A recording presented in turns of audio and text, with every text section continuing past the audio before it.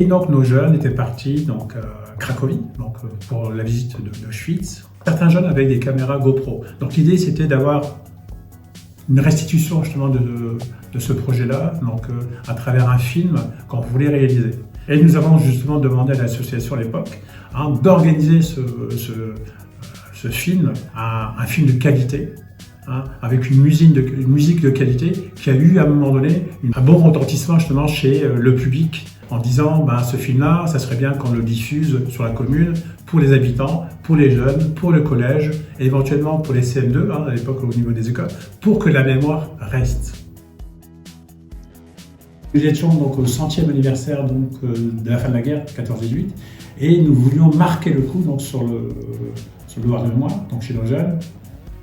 Nous avons donc organisé un séjour de 2 jours donc avec l'association donc, dans la Somme, donc installée à Amiens. Et l'idée de ce séjour-là, c'était justement, au-delà des visites de nos jeunes sur les différents lieux donc, de la guerre de 14-18, c'était d'avoir un retour donc, et une émotion justement à travers donc, une vidéo que l'association a réalisée. Et aussi un livret qui a été réalisé donc, par l'association à l'époque. Donc ce livret-là donc, a été donc, rendu donc, à tous nos élus, a été rendu aussi aux jeunes. Donc c'est un témoignage extrêmement important. Comme avec Auschwitz, les jeunes donc, ont pu à un moment donné, à leur retour, témoigner lors d'une restitution donc, avec le film que l'association a réalisé.